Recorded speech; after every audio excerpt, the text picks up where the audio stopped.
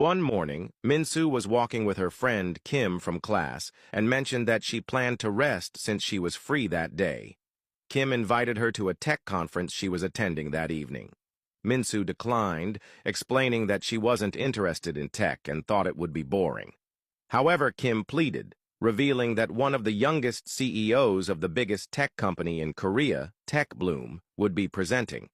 She confessed she had a huge crush on him and looked up to him as her role model, urging Minsu to come for support. Not wanting to disappoint her friend, Minsu reluctantly agreed. That evening, the two arrived at the conference, which was packed with attendees. They sat in the front row and took a few pictures.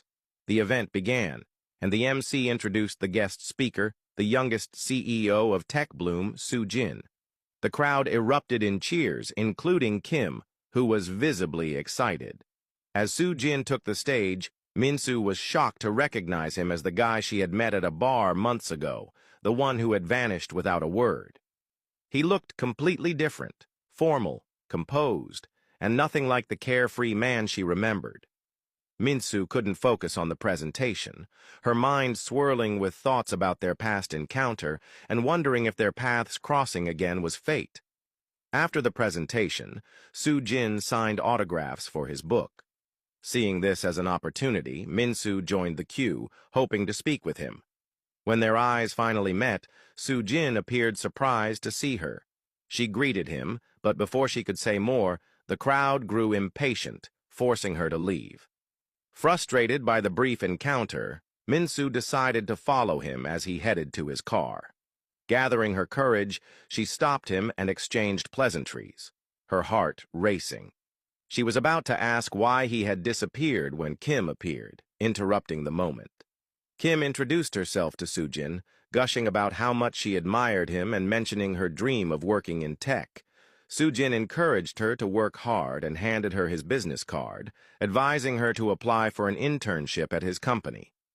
He then left, leaving Minsu both happy and conflicted, happy to have seen him again, but upset by how different their lives seemed.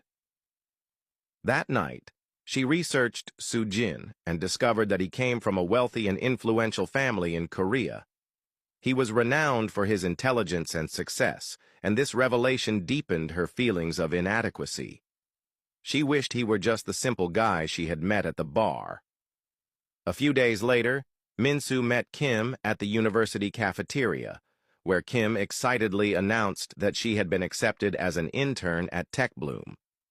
Minsu was genuinely happy for her friend, knowing how much this opportunity meant to her. Kim shared her excitement about working closely with Soo-jin, her longtime crush, and Minsu, despite her own feelings, encouraged her to pursue her dreams. On Kim's first day at Tech Bloom, Minsu decided to surprise her with lunch. She navigated the massive corporate building and accidentally walked into Soo-jin's office, interrupting his meeting with an assistant. Awkwardly, she explained she was lost, and the assistant directed her to the intern's office. As she left, she noticed Soo-jin watching her, though he avoided discussing her with his assistant. Minsu eventually found Kim's office, and the two shared coffee during her break, laughing about Kim's experiences on her first day. Kim mentioned how difficult it was to get time with their busy CEO, and Minsu reassured her that she'd get her chance. Later that evening, Minsu attended a dinner celebration for the new interns at Kim's invitation. The venue was elegant, and Minsu felt out of place, aware of the curious glances directed her way. Spotting Kim, she joined her, and the two chatted until the event began. Soo-jin walked in and headed straight to the stage to give a speech.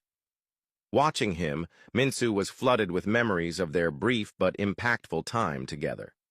She stepped outside to the balcony, feeling overwhelmed by her thoughts and the growing distance between them.